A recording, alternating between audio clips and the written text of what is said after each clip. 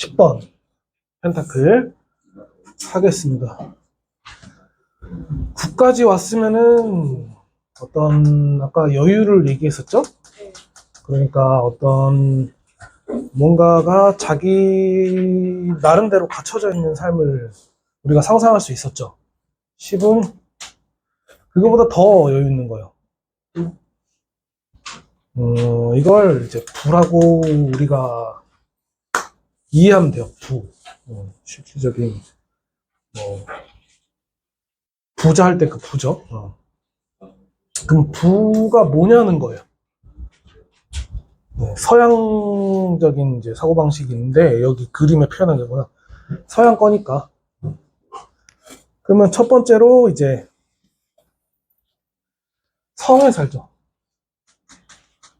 그럼 안전을 얘기하죠.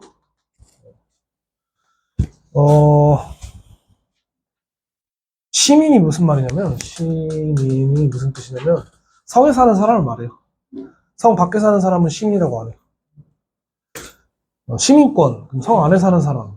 뭐죠? 그러니까 시민이 보장되어 있는 거는 안전이에요. 그래서 성 안에 집값이 성 밖의 집값보다 뭐 5배, 10배 뭐 이렇게 비싸죠. 성 안에 사는 거죠. 성 안에 살고요. 두 번째로 노인이 보이고요. 아이가 보여요. 노인, 아이. 우리 인간의 역사는 전쟁의 역사라고 해도 과언이 아니다. 역사학자가 하는 말이죠. 그러니까 이런 그 노인이나 아이는 없어야 돼요. 없어야 된다고. 없어요, 실제로. 네. 첫 번째, 노인이 살아있어. 이상한 거거든요. 조선시대 평균 수명이 몇 살이죠? 40대. 이렇게 돼 있어요. 왜요? 지금은 왜 100살까지 살죠?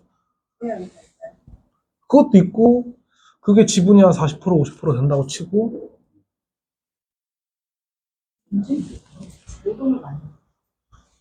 죽을 때까지 일하다 죽는 거예요, 그냥. 고장 나면 죽는 거죠. 요즘엔 무릎이 아프면 어떡하죠? 병원 가서 인공관절을 넣는다든지 아니면 치료를 받는다든지 해가지고 그 사람을 살리잖아요. 어떻게든 활동을 하게, 활동 가능하게. 그게 된다는 거예요, 안 된다는 거예요? 그림에서? 된다는 거죠. 그러면 노인한테 돌아갈 뭐가 있는 거예요? 먹을 게 있는 거죠. 없어요, 원래는. 예, 왜? 젊은 사람들 먹기 바쁘고, 지네들끼리 먹고, 노인은 찬밥 취급이고. 그래서 무슨 제도가 있었어요? 잘 알고 계시네요. 그죠?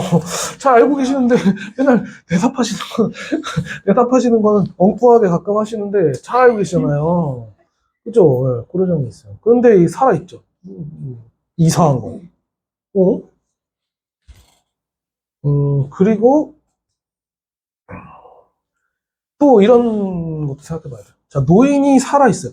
그럼 그만큼 살아온 세월만큼 이 성 내에 자기 지분이 있을 거 아닙니까? 자손은요? 자식들은? 성 밖에 살까요? 안에 있겠죠. 그러면 그만큼 뭐가 생겨요? 네, 그 기득권이라고 하죠, 또. 뭐, 이런 층이 생기게 되죠. 그게 부예요.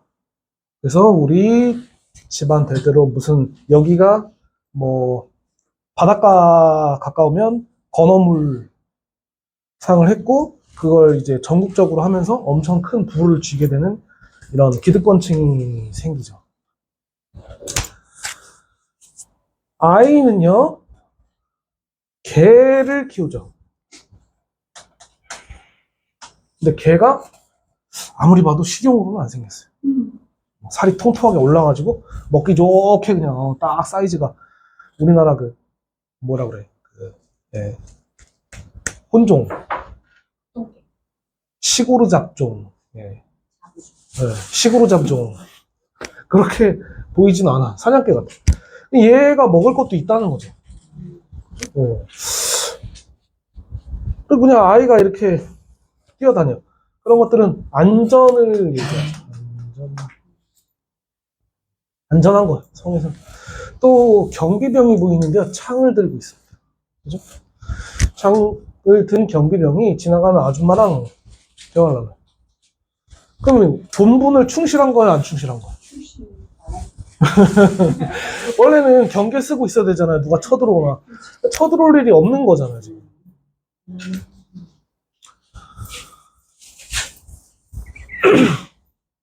그러니까 안전한 걸 얘기하죠. 이게 몇 년, 몇십 년 반복되면 이렇게 되죠. 경비병이 하는 일이 뭐예요?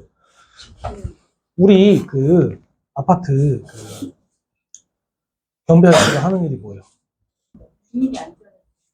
인사하는 거예요. 청소하고. 그게 훨씬 더 비중이 크죠. 있어서 든든한 거죠, 우리가. 사실 뭐 그분이 도둑을 잡는다거나 실제로 우리 재산을 지켜주진 않죠. 그런데 그게 그대로 여기 있는 거지. 경비병인데 동네 주민이랑 친한 게 이 사람의 더 주요 업무인 거예요. 그렇게 됐다는 거죠. 그렇게 됐다는 거는 안전하다는 뜻이에요. 자, 이런 어떤 10, 17이라는 숫자의 완성의 의미인 거죠. 그러니까 결국에는 우리가 펜타클, 가치를 지속해서 살고자 하는 삶은 이렇게 안전하고 나이 들어서도 살아가고 취미생활도 개도 키우고 내 손자도 볼 수 있는 그런 삶이 펜타클의 완성에 가까워요. 이게 목표인 사람들이 있겠죠. 재물운에 목표 그러면 이렇게 사는 거죠. 안락한 삶을 사는 거고 뭔가 갖추고 사는 거고 이게 여자 남자 상관없이 이게 목표일 때 이렇습니다. 그런데 문제는 이제 연애운이나 애정운에 나오는 경우인 거죠. 특히 애정운에서 나왔을 때 참 해석이 애매했어요. 저는 항상 어려웠고 제대로 이 카드를 해석한 적이 별로 없어요. 그럴 정도로 좀 뭐 애정운인데 만나고 있는데 남자친구 집안이 괜찮니? 아니요?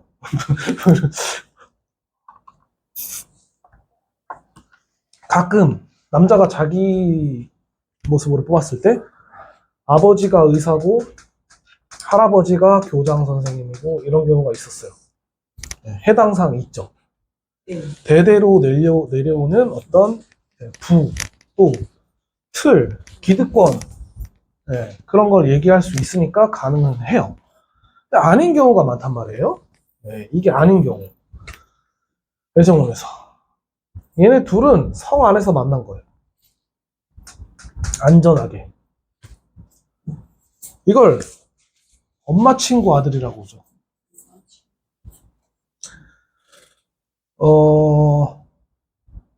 유치원 때 같은 유치원이고 초등학교 같은 초등학교 나왔어요. 근데 중학교 때 헤어졌다가 성인이 돼서 다시 만난 거예요. 그런 경우를 뽑아요. 그러니까 뭔가 우리 엄마랑 너네 엄마랑 친분이 있었고 나 아이 때 뭐 이런 거. 이걸로 해결이 되고 나니까 많은 애정운들이 해결되더라고요. 꽤 많이 뽑는데 정말 아닌 경우가 많고 돈, 뭐, 부, 뭐 이런 거랑 상관없는 경우가 많았거든요. 근데 이렇게 해석을 하니까 해결돼요.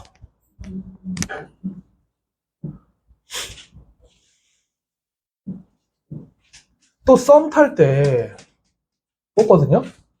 이게 모임을 상징해요.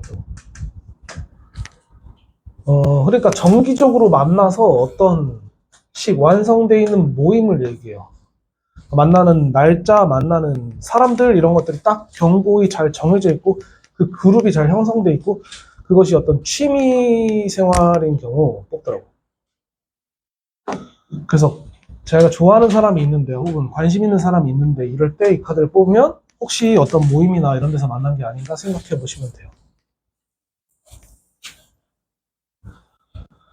자, 예외의 경우가 있겠죠. 이렇게 어떤 정석적인 경우 말고 예외의 경우. 근데 예외의 경우가 더 우리한테는 실제로 느껴져요. 어떤 거냐? 여자분이 연애운에 이상형으로 뽑는 거예요. 그럼 이게 뭐라고 그랬죠, 제가? 부. 그럼 부를 갖춘 남자가 이상형이겠죠. 이래서 취향이라는 건 되게 다양하잖아요. 네, 명품이 한 가지만 유행하는 게 아니잖아요. 다양하게 다 그 각자의 색깔을 갖고 있고, 사람은 좋아하는 사람은 이거 좋아하고, 이거 좋아하는 사람은 이거 좋아하고.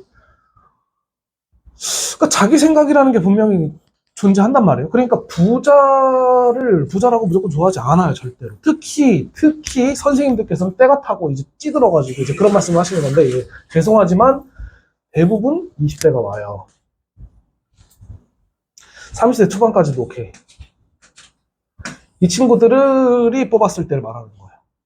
그렇죠? 그럴 때 이것은 잘 안 뽑아요. 이런 걸 이상형으로 생각 안 한다고. 그죠? 이런 걸 이상형으로 생각하는 여자애들이 가끔 있어요. 근성이 어떤 거예요?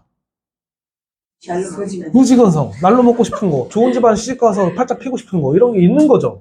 이런 친구들이 가끔 있어요. 가끔. 아주 예외의 경우에. 근데 오히려 이게 더 와닿잖아요? 그래, 돈 많은 남자한테 시집 가는 게 좋지. 그게 아니라고. 대부분 다 그렇게 안 뽑아요. 이거 안 뽑아.